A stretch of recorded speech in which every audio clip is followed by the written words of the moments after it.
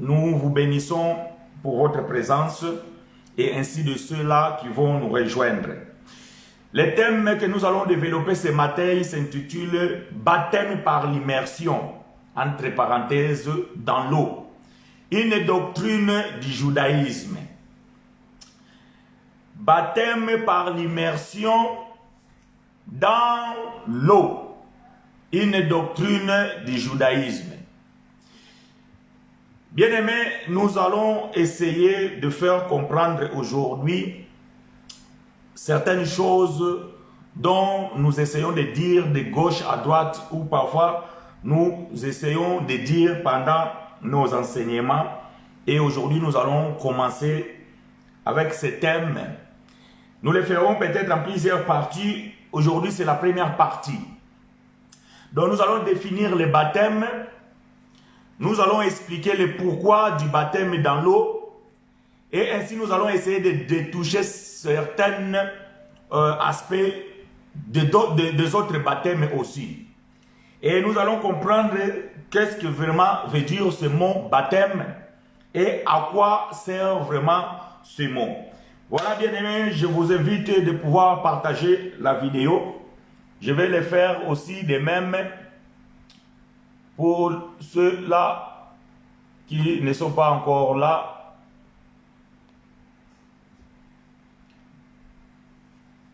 Voilà. Donc, nous sommes en train d'expliquer que le baptême par l'immersion.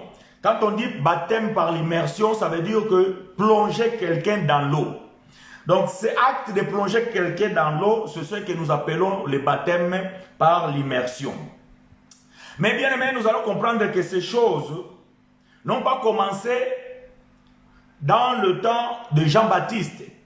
Parce que lorsque nous parlons du baptême, très souvent, nous voyons frère Jean-Baptiste. Oui, parce que lorsque Jean est à Paris, il avait pour une mission de pouvoir amener les gens vers la repentance. Et la Bible dit que Jean a commencé à immerger les gens dans l'eau. Donc, c'est ce qu'on appelle le baptême dans l'eau.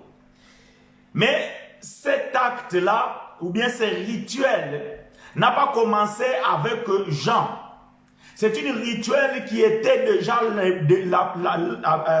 chez les Juifs depuis l'Ancienne Alliance. Voyez-vous? Donc, les rituels de pouvoir laver, l'ébullition, ou bien le baptême, plonger dans l'eau, c'est un acte qui existait déjà depuis l'Ancienne Alliance. Alors pour cela, bien aimé, nous allons lire dans le livre de Exode au chapitre 30, au 17e verset jusqu'au 21e. Exode chapitre 30, verset 17 jusqu'au verset 21. Je vais faire la lecture avec vous et pour vous. L'Éternel parla à Moïse et dit: tu feras une cuve de rein avec sa base de rein pour les ablutions. Tu la placeras entre la tente d'assignation et l'autel et tu y mettras de l'eau, avec laquelle Aaron et ses fils se laveront les mains et les pieds.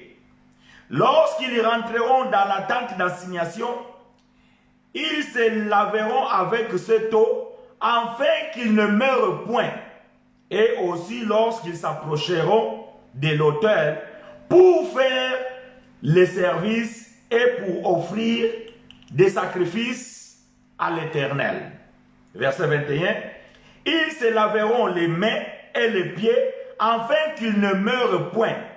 Ce sera une loi perpétuelle pour Aaron, pour ses fils et pour leurs descendants. Voyez-vous, bien-aimés, ce que Dieu avait dit par le prophète Moïse. Donc, c'était un rituel qui était déjà chez les Juifs. Et Dieu avait fait cela une loi perpétuelle. Donc, les hommes dans l'ancienne alliance, ils devaient se laver les mains et ils devaient se laver les pieds. Et cela était aussi recommandé pour tous ces gens-là qui étaient dans le service. Ça veut dire dans le sacerdoce.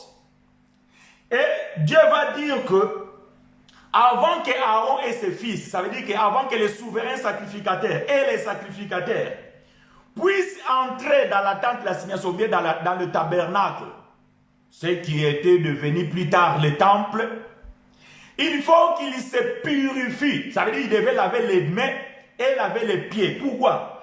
Afin que lorsqu'ils vont rentrer dans le service, afin qu'ils ne meurent point. Dans d'autres termes, afin qu'ils soient sauvés. Pourquoi? Parce que lorsque les gens rentraient dans le service, s'ils n'étaient pas purifiés, donc s'ils n'étaient pas lavés, ils devaient mourir, ou bien ils pouvaient mourir. Alors, pour que ces gens-là soient sauvés de cette mort-là qui était imminente, donc ils devaient se laver les mains et les pieds. On appelait cela l'ablution. Ce qui se fait aujourd'hui même chez les juifs ou chez les musulmans. Ça s'appelle l'ablution. Donc l'ablution, c'est le lavage d'une partie du corps ou de tous les corps. C'est ce qu'on appelle l'ablution. Voyez-vous, à ce temps-là, on n'appelait pas encore cela baptême.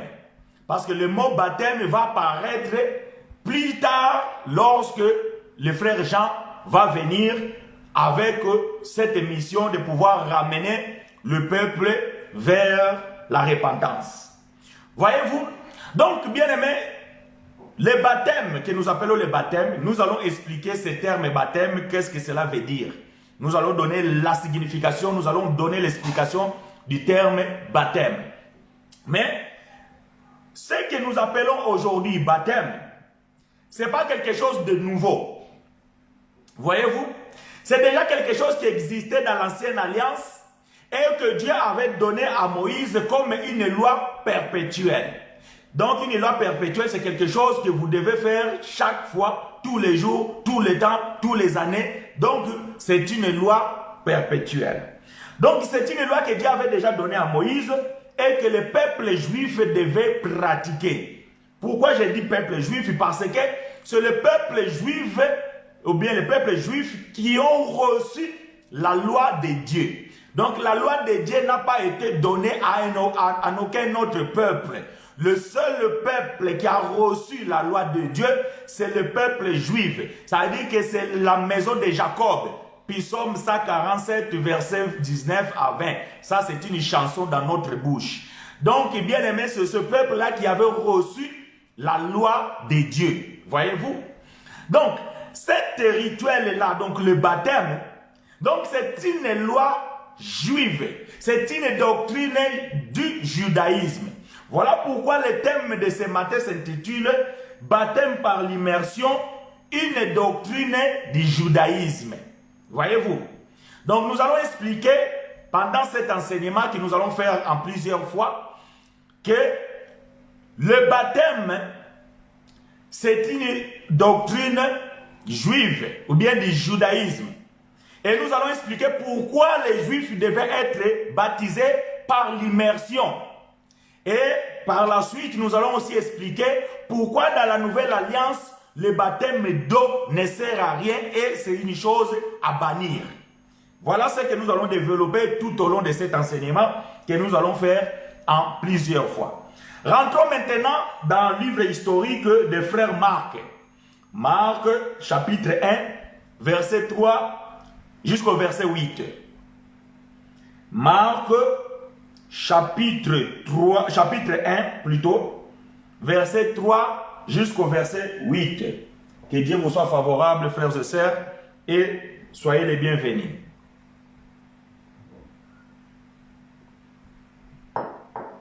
Alléluia. Je vais lire pour vous Marc, chapitre 1, verset 3 à 8. Jean parut, baptisant dans le désert et prêchant les baptêmes de repentance. Très important.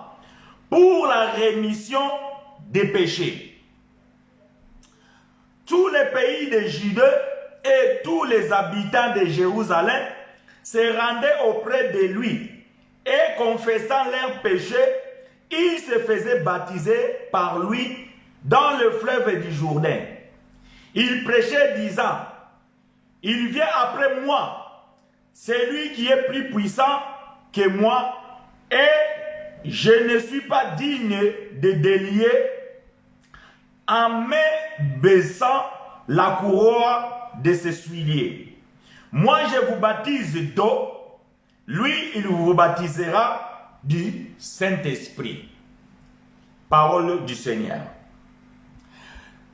Donc, bien-aimé frère, Jean va paraître. Quand Jean va venir, il se trouve que Jean vivait dans les 2 heures. Après qu'il ait grandi, il a pris sa majorité, il a abandonné la maison familiale, la maison de Zacharie et d'Élisabeth, et Jean va aller vivre dans les 2 heures. Et là, dans les 2 heures, Jean va commencer à prêcher. Mais quelle était la prédication de Jean? La Bible nous dit ici que Jean prêchait les baptêmes de repentance. Voyez-vous? Ça, c'est très important de pouvoir comprendre ces choses. Parce que si vous ne comprenez pas ça, ça va être compliqué de comprendre quand nous allons toucher maintenant le profondeur, le pourquoi de ne pas se faire baptiser dans la grâce. Voyez-vous? Donc, avant de comprendre la suite de ce message, vous devez d'abord comprendre ce que nous sommes en train de dire ici. Jean va apparaître et Jean va prêcher dans le désert.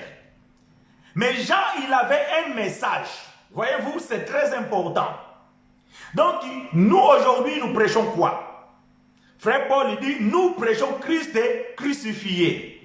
Voyez-vous, voilà pourquoi nous disons que nous ne prêchons pas Jésus de Nazareth, Jésus de la chair, non. Nous pouvons parler de ce que Jésus de Nazareth a fait. Mais nous ne prêchons pas Jésus de Nazareth. Nous prêchons Christ crucifié. Donc nous avons un message spécifique qui est le message de la grâce. Mais quand Jean est à Paris, Jean aussi il avait un message. Et quel était le message de Jean? Le message de Jean c'était la repentance du péché par le baptême. Voyez-vous? Donc quand Jean prêchait que vous devez vous repentir de vos péchés et vous devez vous faire baptiser pour signifier que vous avez été répandu, que vous êtes répandu de vos péchés. Donc pour que cela soit scellé, il fallait se faire baptiser. Voyez-vous? Donc nous comprenons que le baptême de Jean, c'était pour la repentance du péché. Ça c'est très important parce que cela va nous aider à pouvoir comprendre que pourquoi ne pas se faire baptiser. Voyez-vous? Parce que si vous savez d'abord à quoi ça sert le baptême, lorsque nous allons parler pourquoi se faire baptiser et pourquoi ne pas se faire baptiser, vous allez bien comprendre ces choses. Mais je vais ici d'abord dire le terme baptême, ou bien le mot baptême, ça veut dire quoi? Aujourd'hui, dans la religion, quand nous parlons de baptême, les gens voient directement entrer dans l'eau. Ce qui est une erreur. Donc, quand dans la religion, nous parlons du baptême, les gens directement, ils voient déjà entrer dans l'eau. Mais dans l'original, donc dans la Bible originale, d'où comment dirais-je, d'où bien la langue dont la Bible a été écrite, qui est le grec pour le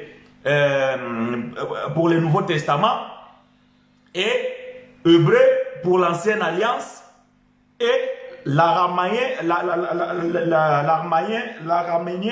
pour les livres de Daniel. Alors, bien aimé, le baptême, ça veut dire consécration. Voilà le mot baptême, ce qui veut dire. Donc le mot baptême veut dire consécration ou bien engagement. Ça, c'est ce que veut dire le baptême. Pourquoi? Parce que vous allez comprendre, si vous prenez le mot baptême et vous voyez directement quelqu'un qui rentre dans l'eau, alors il y aura un problème. Pourquoi? Parce que nous avons le baptême par l'immersion. Ça veut dire quand quelqu'un rentre dans l'eau, ça c'est le baptême par l'immersion. Mais nous avons aussi le baptême par le feu. Maintenant, je ne sais pas le baptême par le feu.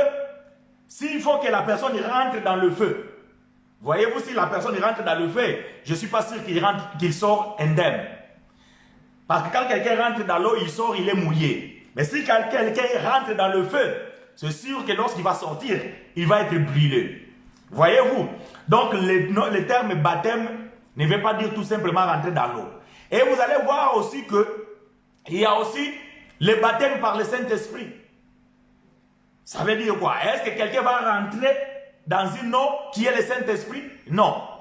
Donc, le terme baptême, ça veut dire consécration. Ou bien un engagement. C'est ça qui veut dire baptême. Donc, quand Jean prêchait, il prêchait les gens un engagement à la repentance de leurs péchés. Et les symboles, les signes de cet engagement, il devait plonger dans l'eau.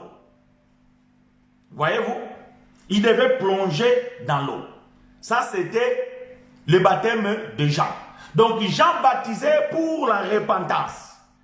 Donc, nous pouvons dire que le baptême dans l'eau, c'est pour la repentance du péché.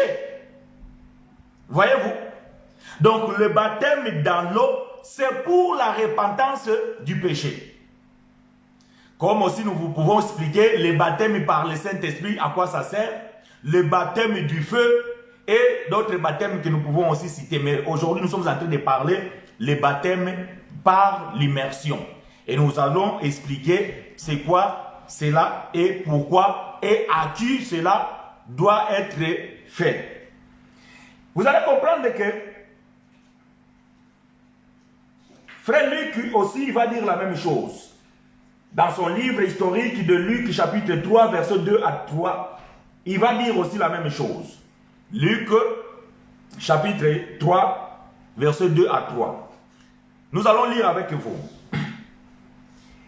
Et du temps des souverains sacrificateurs Anne et Caïphe, la parole de Dieu fut adressée à Jean, fils de Zacharie, dans le désert. Et il alla dans tous les pays des environs des Jourdain, prêchant le baptême de repentance pour la rémission des péchés. Voyez-vous? Donc, le baptême par l'immersion ou bien baptême d'eau, c'était pour la repentance du péché. Donc, le message de Jean, lorsque Jean est à Paris, il avait un message précis. Comme je vous ai déjà dit que nous aussi, nous avons un message précis. Nous prêchons Christ crucifié, qui est l'évangile de la grâce.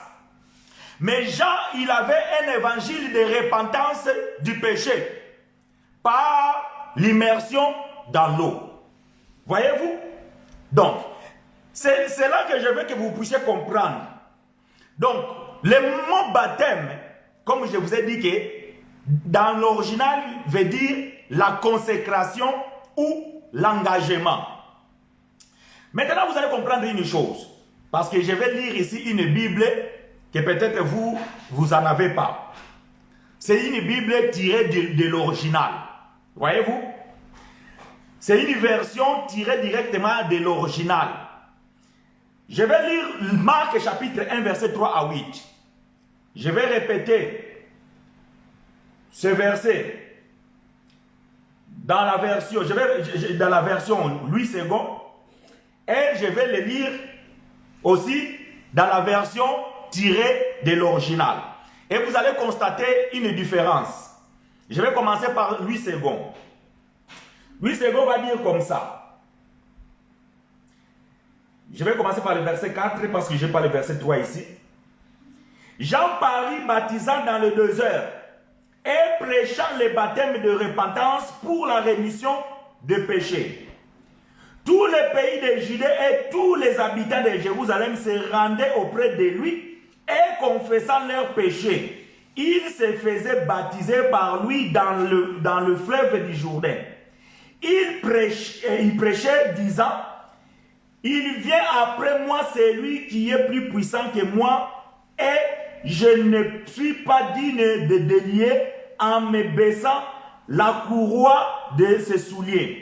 Moi, je vous baptise d'eau, lui vous baptisera du Saint-Esprit. Voilà Louis II.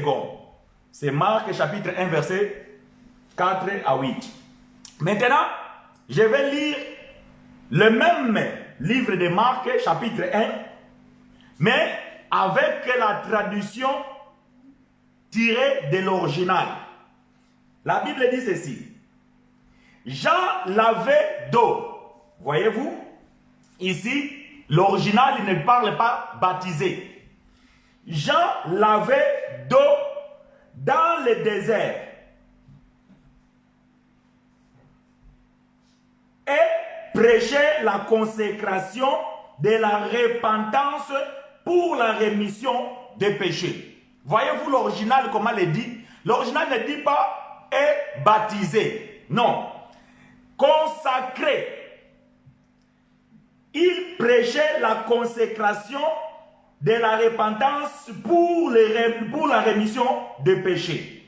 Et toute la Judée et les habitants de Jérusalem allaient à lui et ils étaient tous consacrés. Voyez-vous? Donc, là où Louis II dit baptisé, l'original il dit consacré par lui dans le fleuve du Jourdain, en confessant leurs péchés. Jean était vêtu de poils de chameau, il avait une ceinture de cuir autour de ses reins, et il se nourrissait des sauterelles et du miel sauvage. Et il prêchait en disant, il en vient un après moi qui est plus puissant que moi et dont je ne suis pas digne en me baissant de délier la courroie de ses sandales. Pour moi, je vous ai consacré d'eau, mais lui vous engagera par le Saint-Esprit. J'aime ça. Voyez-vous, ça c'est la Bible tirée de l'original. Pourquoi j'ai dit que la Bible est tirée de l'original? Parce que Louis II, il a traduit la Bible à partir du latin. Voyez-vous? Ça, c'est des choses que vous devez savoir, surtout pour les prédicateurs. Quand Louis II, il a traduit sa Bible, il a traduit la Bible en tirant du latin. Que lui-même, le latin, il avait tiré du grec. Mais la version que moi je viens de lire ici, c'est une version tirée de l'original. Ça veut dire que de la Bible grecque. Et on nous dit ici que Jean prêchait la consécration de la repentance pour la rémission des péchés. Voyez-vous, c'est ce que je vous ai dit que si vous prenez le terme baptême et vous pensez que quand on parle de baptême, c'est faut rentrer dans l'eau, alors quand on parle du baptême du feu, est-ce qu'il faut prendre les gens et les mettre aussi dans le feu? Vous allez voir que c'est impossible. Personne ne peut prendre quelqu'un et le jeter dans le feu après que cette personne sort vivant. Mais par contre, nous pouvons plonger quelqu'un dans l'eau et le sortir. Et quand on parle le baptême par le Saint-Esprit, ça veut dire quoi? Voilà pourquoi ici l'original dit que mais lui, il vous engagera par le Saint-Esprit. Parce que le terme baptême, ça veut dire un engagement. Nous allons voir ça plus tard quand nous allons toucher la profondeur de ces choses. Voyez-vous? Ça, c'est la Bible originelle. Maintenant, remarquez. Matthieu chapitre 3, verset 6 à 8. Matthieu chapitre 3, verset 6 à 8. Aujourd'hui, nous sommes en train d'introduire. Je vous ai dit que c'est un enseignement que nous allons faire en plusieurs fois. Je ne vais même pas être, aujourd'hui, je ne vais pas être trop, comment dirais-je, trop long. Donc, nous allons faire entre 45 minutes ou bien une heure, même peut-être pas une heure, pour introduire ces choses aujourd'hui. Et dimanche prochain, nous allons faire la continuité et après, nous allons faire la suite de ces choses. Je disais Matthieu chapitre 3, verset 6 à 8. Je vais lire avec vous. Et confessant leurs péchés, ils se faisaient baptiser par lui dans le fleuve du Jourdain. Mais voyant venir à son baptême beaucoup de pharisiens et de sadducéens, il leur dit, race de vipères, qui vous a appris à fuir la colère à venir. Produisez donc du fruit digne de la repentance. Voyez-vous? Et confessant leurs péchés, ils se faisaient baptiser par lui dans le fleuve du Jourdain. Le verset 6 ici, maintenant je vais lire dans l'original.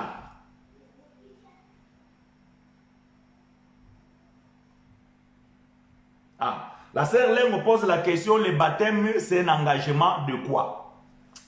Je suis en train d'expliquer ici, ma sœur, que le terme baptême, ça veut dire consécration, ou bien ça veut dire engagement. Maintenant, cette consécration, ou bien cet engagement, dépend de ce que, du contexte de ce que nous sommes en train de faire pour, comme engagement, ou bien comme consécration, ou bien comme baptême. Donc, Jean, il faisait un engagement de la repentance du péché. Donc, si c'est ça que tu veux savoir, donc le baptême, c'est un engagement. Donc, le baptême de Jean-Baptiste, le frère Jean-Baptiste, son baptême était pour l'engagement de la repentance du péché. Voilà ce que je peux te répondre pour l'instant. Après, nous allons voir d'autres engagements plus tard, pendant que nous allons continuer cet enseignement. Je disais que Matthieu chapitre 3, verset 6 à 8, que nous venons de lire. Maintenant, je vais lire dans la Bible tirée de l'original. Matthieu chapitre 3, verset 6 à 8. Dans l'original, il dit comment? Attendez que je puisse l'ouvrir, cette Bible. Matthieu. Nous avons dit chapitre 3. Et du verset 6. Écoutez ce que dit la Bible tirée de l'original. Et ils étaient consacrés par lui dans les Jourdains, selon la loi et les prophètes, en confessant leurs péchés. Voyez-vous, vous avez remarqué ici une chose. Dans votre Bible, on dit ceci. Louis II va dire que, et confessaient leurs péchés, ils se faisaient baptiser par lui dans le fleuve du Jourdain. Voilà ce que Louis II dit. Mais l'original va dire que, et ils étaient consacrés par lui dans les Jourdains selon la loi. Donc c'est une rituel qui était donné dans la loi de Moïse. Selon la loi et les prophètes. Donc ça veut dire ce que Jean faisait, comme je vous ai expliqué déjà dans l'introduction, pour les frères qui sont arrivés en retard, donc vous pouvez reprendre le début.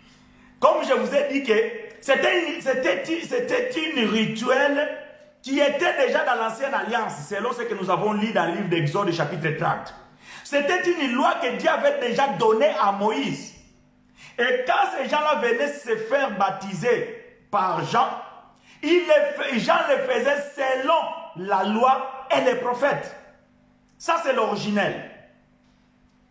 Alors, quelqu'un va s'interroger, mais la Bible que nous lisons, elle est falsifiée ou quoi? Je n'ai pas dit ça.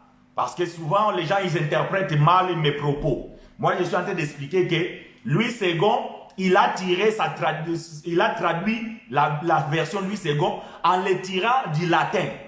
Mais la Bible originelle n'a pas été écrite du latin. La Bible, du moins la deuxième partie qui est la Nouvelle Alliance, a été écrite dans une langue grecque.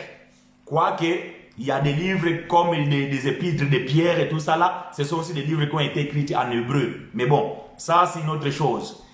Donc, voyez-vous, la Bible originelle va dire que, bon, et c'est pourtant moi quand j'ai dit la Bible originelle, ça veut dire que c'est la Bible tirée de l'originel. Parce que la Bible originelle, il est en grec. Mais moi, je l'ai lu en français. C'est une version, c'est une traduction tirée directement de l'originel. Donc, ils étaient consacrés, donc c'est que Louis II dit baptisés, mais originellement ils étaient consacrés par lui dans les journées selon la loi et les prophètes en confessant leurs péchés. Mais quand il vit venir à sa consécration plusieurs des pharisiens et des sadducéens, il leur dit, race de vipères, qui vous a appris à fuir la colère à venir. Voyez-vous la différence? Donc aujourd'hui, bien aimé, nous sommes en train d'introduire. Et je suis en train de lire la Bible avec plusieurs versions, surtout Louis II et la version originelle, pour que vous puissiez déjà comprendre quelques différences. Parce que le mot baptême, c'est un mot qu'aujourd'hui, quand on le parle, on le dit, les gens voient directement entrer dans l'eau.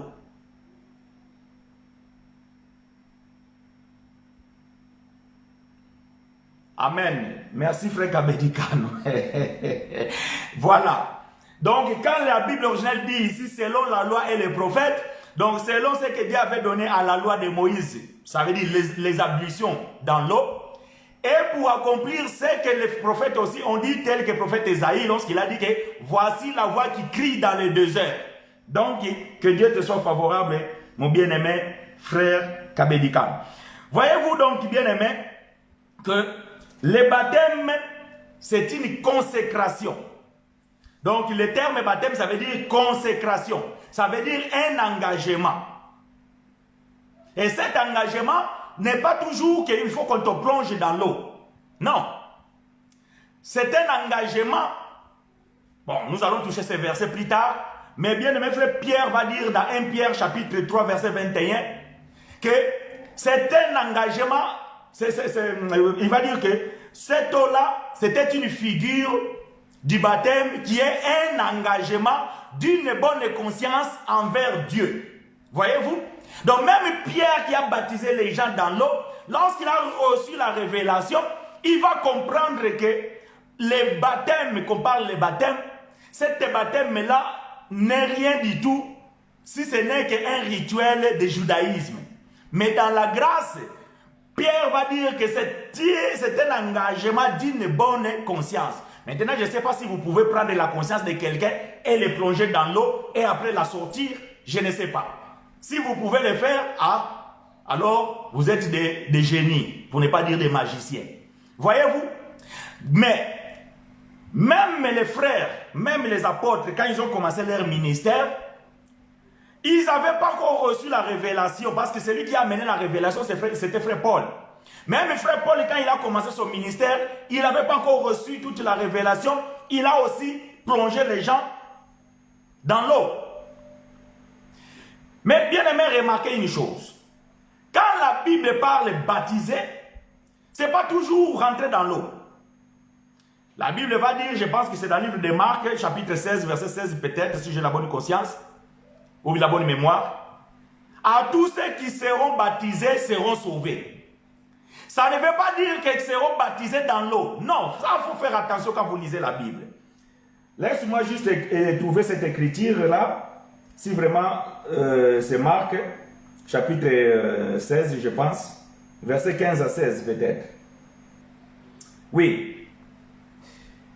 Marc, chapitre 16, verset 15 à 16 dit ceci. Puis il leur dit, allez partout le monde et prêchez la bonne nouvelle à toute la création. Celui qui croira et qui sera baptisé sera sauvé. Mais celui qui ne croira pas sera condamné. Maintenant, est-ce que les baptisés ici se plonger dans l'eau? Non, pas du tout. Ça, c'est un défaut pour les religieux. Les religieux, lorsqu'ils lisent la Bible, quand ils voient le terme baptême, ils pensent que c'est rentrer dans l'eau. Quand ils voient le terme sauvé, ils pensent que c'est pour aller au ciel. Quand ils voient le terme grâce, ils pensent que c'est la grâce salvatrice. Quand ils lisent le terme, je ne sais pas quoi, voyez-vous, ce sont des termes interchangeables. Ça ne veut pas dire que quand on dit qu'une femme a été sauvée de sa maladie, il n'est pas rentré au ciel. Il est sauvé de sa maladie. Crois au Seigneur Jésus, tu seras sauvé, toi et ta famille. Ce n'est pas sauvé pour aller au ciel.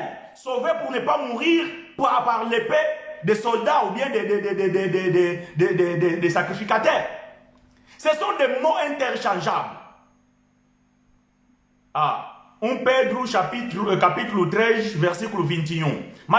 Mais tarde, nós vamos falar deste assunto.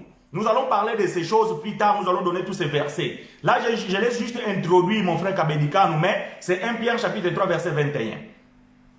Donc, comprenez-vous? Donc, quand vous lisez baptisé, ça ne veut pas dire que ce que la Bible dit ici, ils devaient rentrer dans l'eau et ils seront sauvés ici. Ce n'est pas sauvé pour aller au ciel. Un jour, nous allons prendre ces versets et nous allons faire l'exégèse. Mais aujourd'hui, je ne suis pas en train de parler de ça. Je parle du baptême. Voilà pourquoi nous allons les laisser tranquilles comme ça. Mais c'est juste pour vous faire comprendre que quand ici on dit que celui qui croira et qui sera baptisé sera sauvé, mais celui qui ne croira pas sera condamné. Maintenant, je vais lire dans l'original pour voir qu'est-ce que cela peut nous dire. Parce que je n'ai pas encore lu dans l'original. Je ne sais même pas comment c'est présenté là.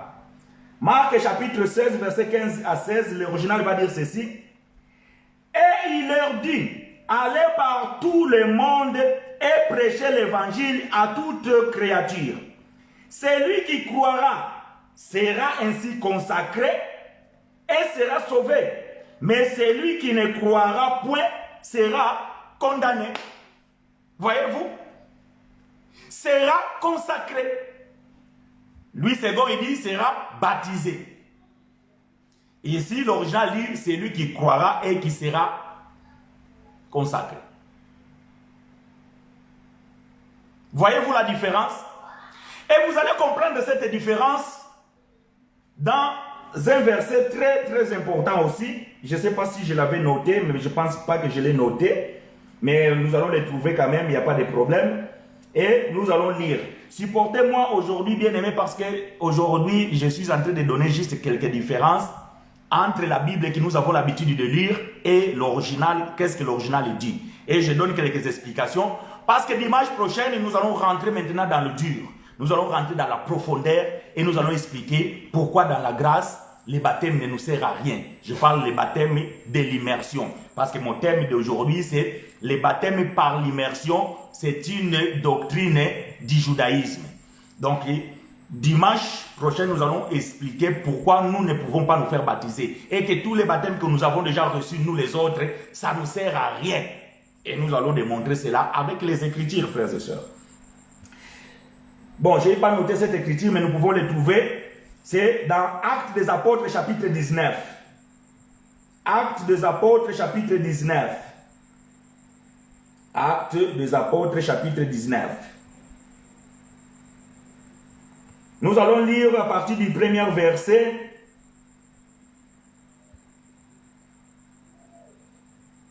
jusqu'au verset 5.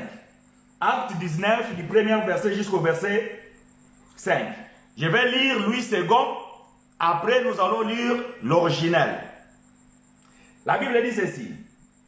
Pendant qu'Apollos était à Corinthe, Paul, après avoir parcouru les autres provinces de l'Asie, arriva en Éphèse. Ayant rencontré quelques disciples, il leur dit, avez-vous reçu le Saint-Esprit quand vous avez cru? Ils lui répondirent, nous n'avons pas même entendu dire qu'il y ait un Saint-Esprit. Et il dit, de quel baptême avez-vous donc été baptisé? Ils lui répondirent, du baptême des gens. Écoutez bien. Et ils ont répondu qu'ils ont reçu le baptême de qui? Des gens. Maintenant, Paul va expliquer à quoi ça sert le baptême des gens. Verset 4. Alors Paul dit, Jean a baptisé du baptême de repentance. Voyez-vous? Le fait de prendre quelqu'un et rentrer dans l'eau, c'est pour la repentance du péché. Je pense que les gens qui sont illuminés sont en train déjà de comprendre. Parce que nous allons toucher, est-ce que dans la nouvelle alliance, le péché existe encore? Voyez-vous? Je vous donne déjà un goût d'avance. Parce que c'est là où il y a la clé de la révélation. Les mystères que la religion n'a jamais compris. C'est là. Voyez-vous? Que Dieu vous soit favorable. Donc, bien aimé, Paul va dire que Jean baptisait du baptême de repentance, disant au peuple de croire à celui qui venait après lui, c'est-à-dire en Jésus. Sur ces paroles, ils firent baptiser au nom du Seigneur Jésus. Ah, ces gens-là qui étaient baptisés par Jean, qu'ils avaient reçu, voyez-vous, ces gens-là qui avaient reçu les baptêmes de Jean, c'est-à-dire que dans l'eau, Paul les a encore baptisés au nom de Jésus. Mais moi, ce qui me dérange ici, c'est le mot baptême.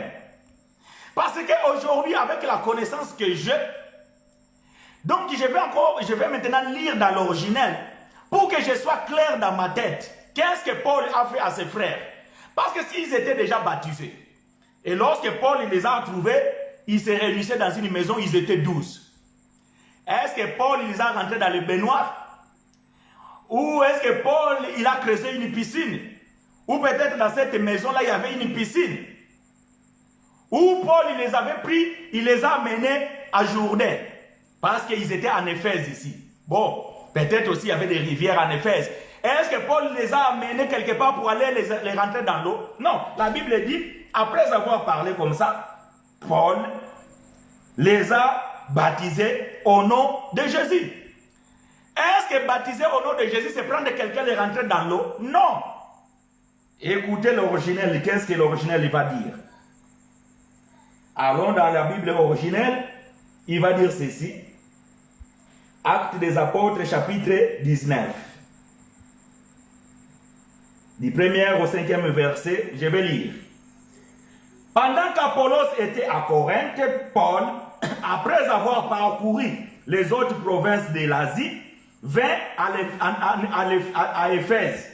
Il trouva quelques disciples et leur dit, « Avez-vous reçu le Saint-Esprit lorsque vous avez cru ?»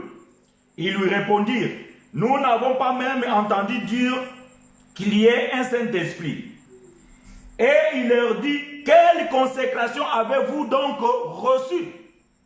Lui, second, il dit, « Quel est le baptême que vous avez reçu ?» Ici, l'original dit, « Quelle consécration avez-vous donc reçu ?» Ils répondirent, « La consécration des gens. » Alors Paul dit, « Il est vrai que Jean a consacré dès la consécration de la repentance en disant au peuple de croire à celui qui venait après lui, c'est-à-dire au Christ Jésus. » Verset 5. C'est qu'ayant entendu, ils firent consacrer au nom du Seigneur Jésus. Voyez-vous? Donc si vous lisez qu'il faut, lui second dit qu'il fit baptiser, donc dans la tête des religieux, c'est que Paul avait pris ses frères et les a menés, il les a plongés dans l'eau autrefois. Pas du tout. Il les a consacrés au nom de Jésus. Donc consacrer au nom de Jésus, c'est quoi? C'est lorsque nous prions pour quelqu'un. Voyez-vous, par exemple, les gens qui font les consécrations dans les églises, ce qui est une rituel de judaïsme. Voilà, parce qu'on devait consacrer les souverains sacrificateurs ainsi que les sacrificateurs. On consacrait ces gens-là par quoi? Soit par la prière, soit par l'aspersion du sang et de l'eau. Donc, Paul les a consacrés. Donc, ça veut dire quoi? Paul les a engagés au nom de Jésus. Voilà ce qu'il veut dire. Parce que Paul ne pouvait pas plonger encore ces gens-là dans l'eau. Pourquoi? Parce que l'acte de plonger quelqu'un dans l'eau, c'était la consécration de Jean-Baptiste. C'était le baptême de Jean pour la repentance du péché. Mais Paul savait que le péché déjà été ôté. Parce que l'agneau est venu pour ôter le péché. Maintenant, Paul ne peut pas plonger encore ces gens-là dans l'eau. Voilà pourquoi Paul pose la question. Quel est le baptême? De quelle consécration avez-vous reçu lorsque vous avez cru? Et ils ont répondu que nous avons reçu le baptême de Jean. Ah! Paul dit, c'est pas mauvais, mais seulement Jean baptisé pour la repentance du péché. Mais maintenant, vous devez vous engager à Jésus. Voyez-vous? Parce que Jean n'a jamais prêché que si tu te fais baptiser, tu deviens le disciple de Jésus ou tu deviens un enfant de Jésus. Non, ça c'est la religion. Parce que le baptême dans la religion sert à quoi? Sert qu'un homme devient un membre d'une église. On te fait croire les jours qu'on t'a plongé dans l'eau que tu es devenu enfant de Dieu, ce qui est mensonge. Et on te donne une carte de dîme pour que tu donnes ta dîme. Et on te considère maintenant que tu es sauvé. Voyez-vous, tout ça, ce sont des erreurs et des bêtises. Mais dans la religion, le baptême sert à ça. Mais nous vous disons que dans la grâce, le baptême d'eau, ça veut dire prendre quelqu'un et rentrer dans l'eau, ça ne sert à rien parce que c'est une doctrine du judaïsme. Et cela était à cause du péché. Et c'est quoi le péché? C'est la transgression de la loi. Maintenant, toi, on t'a baptisé, pourquoi? Voilà la question que je pose et j'attends des réponses. Si quelqu'un veut répondre, il peut me répondre. Pourquoi on baptise les gens dans la nouvelle alliance? Si ce n'est que pour ces raisons que je vous ai dit, pour que tu deviennes membre d'une église, pour qu'on te considère que tu es devenu enfant de Dieu. Ah, quand tu es né, Dieu ne te connaissait pas. Tu n'étais pas encore enfant de Dieu quand tu es né. Tu étais qui alors? Si tu deviens enfant de Dieu en se faisant baptiser et en devenant le membre d'une église, et quand tu es né, tu étais qui alors? Tu n'étais pas enfant de Dieu, tu étais enfant de qui? De diable. Est-ce que Dieu peut récupérer un enfant de diable pour faire quoi? Un enfant de diable, c'est un homme qui est dans la perdition. Dieu ne peut pas le récupérer. Tout ce que Dieu a déjà condamné comme Judas, Dieu ne pouvait pas le récupérer. Il était le fils de la perdition. Les fils de la perdiction sont créés pour la perdiction. Aucun cas Dieu va récupérer un fils de perdiction. Maintenant, toi, on t'a baptisé, on t'a dit que maintenant tu es devenu enfant de Dieu. Avant, tu étais qui? Donc, il faut que tu appartiennes à quelqu'un. Si tu n'étais pas, avant, tu n'étais pas enfant de Dieu, tu étais quoi? Enfant du diable. Ah, tu étais un fils de perdition. Mais les fils de perdition, bien aimés, Dieu ne peut pas les récupérer. Parce qu'ils sont appelés dans la condamnation. Voyez-vous? C'est bien ça, Kabedikam. Ce sont les enseignements erronés qu'on nous a donnés. Mais gloire à Dieu, aujourd'hui, Dieu nous a fait la grâce qu'il y a des enseignants que Dieu a ouvert les yeux. Et aujourd'hui, nous avons l'accès. Nous pouvons acheter n'importe quelle Bible et nous pouvons télécharger n'importe quel livre. Et nous avons découvert, nous sommes en train de découvrir maintenant beaucoup de choses. Et voilà pourquoi cela dérange le monde religieux. Parce que c'est un vent qui est en train de naître et que ça va, d'ici 5-10 ans, ça va exploser. Et vous allez comprendre que la religion, ils auront des soucis à se faire. Voyez-vous, bien-aimés? Donc, Paul les a consacrés. Donc, il les a engagés au nom de Jésus. En aucun cas, Paul les a encore plongés dans l'eau. C'est pas ça. C'est pas ça.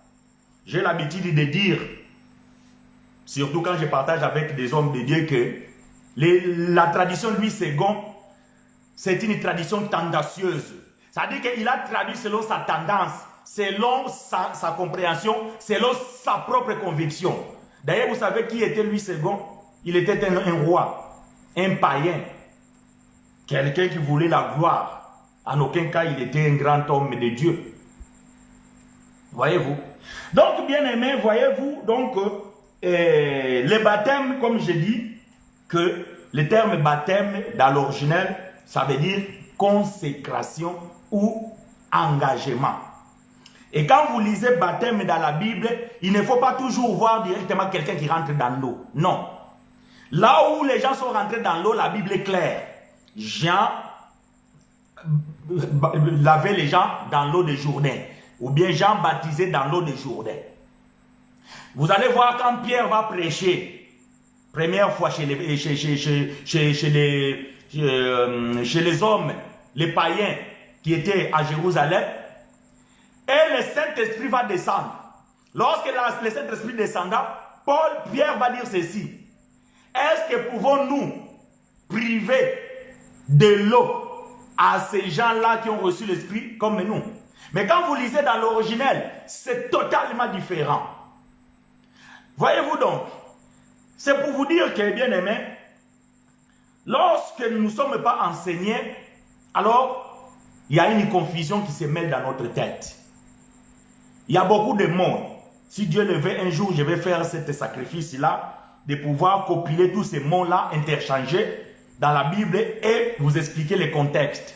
Mais ce que je vais dire ici, c'est que quand vous lisez dans la Bible certains mots, vous devez rentrer dans le contexte pour pouvoir comprendre.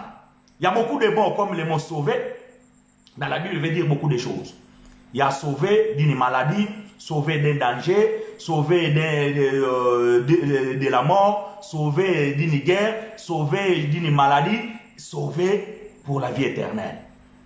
Il y a les termes comme grâce. Il y a la grâce salvatrice, il y a la grâce provisoire, il y a la grâce, comment dirais-je, circonstancielle. Ça veut dire, par exemple, quand la Bible dit, pour la première fois que le mot grâce va apparaître dans la Bible, c'est dans Genèse, je pense chapitre 6, la Bible dit Noé connut la grâce. La grâce que Noé connut, c'était pourquoi? Pour qu'il soit sauvé des déluges, pas pour qu'il soit sauvé éternellement. Voyez-vous? Mais c'est une grâce. Donc, ce sont des mots interchangeables. Quand vous lisez baptême dans la Bible, ce n'est pas toujours baptême dans l'eau. Ça peut être baptême par le feu, baptême par le Saint-Esprit, mais c'est un mot qui veut dire consécration dans l'original. Voyez-vous? Donc, quand vous lisez dans la Bible, par exemple, le terme comme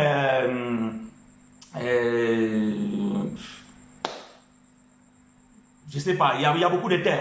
Mais que Dieu fasse grâce un jour, je vais compiler tous ces termes-là et je vais vous les donner. Donc, il faut lire le contexte. Marc chapitre 16, verset 16, ne dit pas que celui qui croira et qui sera sauvé dans l'eau, il sera sauvé. Non, il dit celui qui croira et qui sera baptisé, tout court. Et vous allez comprendre que Jésus va dire que baptisé au nom du Père, du Fils et du Saint-Esprit, dans Matthieu chapitre 28. Mais aucun des disciples n'a jamais baptisé au nom du Père, du Fils et du Saint-Esprit. Voyez-vous? Jésus n'avait pas dit que baptiser dans l'eau. Non. Mais aujourd'hui, dans la religion, on prend quelqu'un, on le rentre dans l'eau, qui est le baptême des Jean-Baptiste. Et après, on ajoute, on te baptise au nom du Père, du Fils et du Saint-Esprit. Mais nous posons la question, quel est le nom du Père? Et quel est le nom du Fils? Et quel est le nom du Saint-Esprit? Parce qu'ils ont dit qu'il faut baptiser au nom du Père et du Fils et du Saint-Esprit. Voilà pourquoi Paul va baptiser les frères là où il va, donc dans bon terme, il va les consacrer au nom de Jésus. Parce que Dieu, il s'appelle qui? Jésus. Le nom du Fils, c'est qui? C'est Jésus. Le nom du Saint-Esprit, c'est qui? C'est Jésus. Ah, donc ce n'est pas au nom du Père, du Fils et du Saint-Esprit. Même si le baptême, je suis en train de dire ici, ça sert à rien dans la Nouvelle Alliance, mais encore plus grave, c'est qu'ils les pratiquent mal. Même les disciples ne l'ont pas pratiqué comme ça. Voyez-vous? Vous pouvez parcourir votre Bible. Aucun des disciples n'a jamais baptisé au nom du Père, du Fils et du Saint-Esprit. Non. Mais je dis encore, les baptêmes dans l'immersion, c'était pour la loi, parce que c'était pour la repentance du péché. Et le péché, c'est la transgression de la loi. Que peut-on dire du diacre Philippe et de l'eunuque éthiopien? Je ne sais pas qu'est-ce que tu veux savoir par là, que peut-on dire?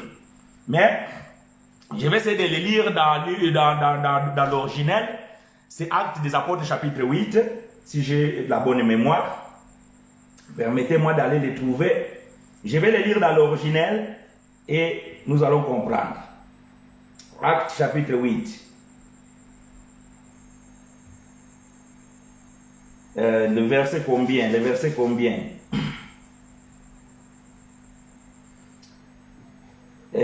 À partir du verset 5, je vais commencer.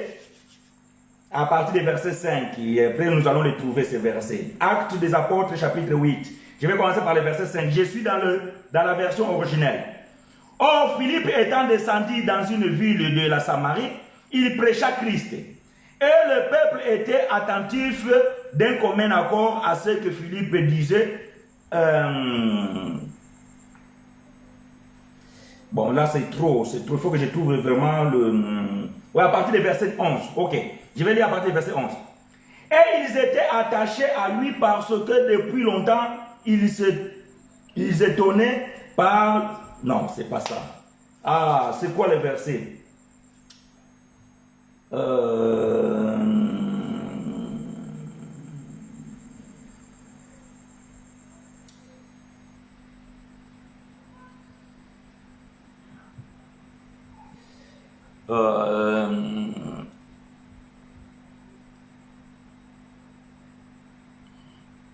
26-36, ok. Mardoché m'a dit c'est 26-36, ok. Actes des apôtres 8, verset, tu as dit combien? 26-36. Voilà. Or, un ange du Seigneur parla à Philippe et lui dit, lève-toi et va vers le midi sur le chemin désert qui descend de Jérusalem à Gaza. S'étant levé, il partit. Or, voici un Éthiopien eunuque, grand ministre de la Candace, reine de l'Éthiopie, surintendant de tous ses trésors, venu à Jérusalem pour adorer. S'en retournant et assis sur son chariot, lisait les prophètes Isaïe. Et Philippe étant accouru, étant entendu qu'il lisait les prophètes Isaïe, et il lui dit, comprends-tu bien ce que tu lis? Il lui répondit, comment le pourrais-je si quelqu'un ne me guide? Et il pria Philippe de monter et de s'asseoir auprès de lui. Or, le passage de l'écriture qu'il lisait était celui-ci. Il a été mené à la tuerie comme une brebis et comme un agneau muette devant celui qui le tombe. Il n'a point ouvert la bouche. Sa condamnation a été levée dans son abaissement, mais qui pourra compter sa durée? Car sa vie a été retranchée de la terre. Et l'eunuque prenant la parole dit à Philippe, je te prie, de qui prophète dit-il cela? Est-ce que de lui-même ou de quelqu'un d'autre? Philippe prenant la parole et commençant par l'endroit de l'écriture, lui annonça l'évangile de Jésus. Et comme ils continuaient leur chemin, ils y rencontrèrent une source d'eau. Et l'eunuque dit, voici un peu d'eau. Qu'est-ce qui m'empêche d'être consacré selon les prophètes? Et Philippe lui dit, si tu crois de tout ton cœur, cela t'est permis. Et l'eunuque répondant, dit, je crois que Jésus-Christ est le Fils de Dieu. Et il commanda qu'on arrête le chariot, et ils descendirent tous deux vers l'eau, Philippe et l'eunuque, et Philippe les consacra. Voilà. Voyez-vous? Donc, on consacre quelqu'un dans l'eau. Maintenant, la question de Mardoché, je ne sais pas vraiment si ça se situe où. Si tu veux formuler bien ta question, donc je t'en prie, fiston, donc essaye de formuler vraiment pour que les frères soient clairs et que moi je puisse aussi répondre clairement à ta question. Parce que là, tu dis, que dire de l'eunuque éthiopien? Bon, que dire? Si ce n'est qu'il a été baptisé ou consacré. Maintenant, qu'est-ce que toi tu veux savoir? Et explicitement, tu peux reposer ta question et nous allons nous y répondre. Mais ce que nous disons ici aujourd'hui, c'est que les baptêmes dans l'eau, c'était le baptême des gens. Que Jean a fait selon ce qui était déjà dans la loi et les prophètes. Et ce qui était déjà dans la loi et les prophètes, nous avons lu, je vous ai donné Exode 30, je pouvais vous donner d'autres écritures, c'était les ablutions. C'est-à-dire que quand les souverains sacrificateurs et les sacrificateurs voulaient rentrer au service de la tente, ils devaient se laver les mains et les pieds. Dans d'autres circonstances, nous allons voir qu'ils devaient être lavés avant même de rentrer dans la consécration, parce que la Bible va dire Moïse va laver son frère Aaron et ses 4 fils. Voyez-vous? Mais dans l'ancienne alliance, on n'appelait pas ça baptême. On appelait ça l'ablution ou consécration. Voyez-vous? Donc Moïse a consacré Aaron et ses 4 fils. Ça, c'est l'image du baptême que Jean va faire maintenant dans son temps. puisqu'on l'appelait Jean le Baptiste. Donc lui maintenant il va plonger les gens dans l'eau, mais cela était pour la repentance du péché. Sa consécration était selon la consécration des gens. Ah, ok. Ce que frère veut savoir si la consécration de l'eunuque était par rapport à Jean. La réponse est oui. Pourquoi? Parce que l'eunuque éthiopien, il était un juif de la nationalité éthiopienne. Voilà. Ça, c'est des choses que les gens ne savent pas. L'eunuque éthiopien, il était un juif de la nation éthiopienne. Parce qu'être juif ne veut pas tout simplement dire celui qui est né à Israël. Non. Les juifs qui sont nés en Égypte sont des juifs égyptiens. Ceux qui sont sortis. Il y en a d'autres qui sont nés dans les 2 heures avant de rentrer dans le Canaan. Ils étaient des Hébreux, nés en Égypte. Donc, il était l'eunuque éthiopien, il était un juif éthiopien. Et selon la loi, on adorait à Jérusalem. Qu'est-ce que l'eunuque est allé faire à Jérusalem? Il est allé adorer. Parce que la loi recommandait tout juif qui se trouve partout, il devait adorer une fois par an à Jérusalem. Voilà pourquoi les jours de la Pentecôte, la Bible dit que beaucoup de gens, ça veut dire tous ces gens-là qui sont venus ce jour-là, qui écoutaient les gens parler dans leur langue, ce sont des juifs, que personne ne vous trompe. Ce sont des juifs qui sont dans la dispersion. Lisez Jacques chapitre 1 verset 1. Aux 12 tribus dans la dispersion. C'est des juifs qui sont des juifs mais qui ne vivent pas à Jérusalem, qui vivent dans d'autres pays. Et dans ces pays-là, ils parlent les langues de ces pays-là, mais ils sont des juifs.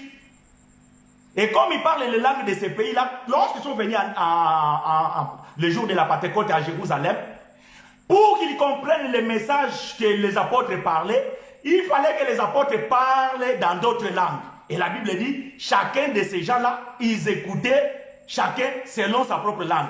Parce que celui qui venait de l'Éphèse, il écoutait la langue. Parce que c'était un juif qui parlait cette langue-là. Donc l'eunuque éthiopien, il était un juif. Et il a connu la loi. Donc de fait qu'il a connu la loi, donc il devait se faire baptiser pour la repentance de ce péché. Mais pourquoi? Parce que les apôtres, ils n'avaient pas encore reçu la révélation et ils vivaient la cohabitation des alliances. Parce que la loi était encore en vigueur. Les pratiques de la loi, les sacrifices, les ablutions d'eau, l'interdiction de ne pas manger ça, de manger ça, c'était encore en pratique. Pourquoi? Parce que le temple était debout. Mais quand le temple a été détruit, l'eunuque devait aller prier encore haut. C'est fini. L'Éthiopien ne pouvait plus sortir de l'Éthiopie pour aller à Jérusalem parce que le temple n'était plus. C'est ce que Daniel a dit, il fera cesser les sacrifices. Il fera cesser les sacrifices, point barre. Donc il a reçu le baptême des gens pour la repentance de ses péchés. J'espère que j'ai répondu à ta question, mais si tu penses que ce n'est pas suffisant, je ne vais pas rester trop long aujourd'hui. Je vous ai dit que nous allons faire cet enseignement à plusieurs parties. Appelle-moi ou bien quand tu passes à la maison, nous allons en parler. Mais la réponse convenable pour l'instant que je peux te donner pour que nous soyons courts, c'est ça. Si tu as besoin des écritures et tout ça là, alors tu peux passer à la maison, nous allons en aborder ce sujet-là. Voyez-vous frères, donc c'est très important de comprendre ces choses. Alors, je vous recommande bien aimé tout simplement de rester avec nous connectés dimanche prochain à 11h30 pour que nous fassions la continuité de ce thème. Nous allons parler des choses très importantes. Et j'essaie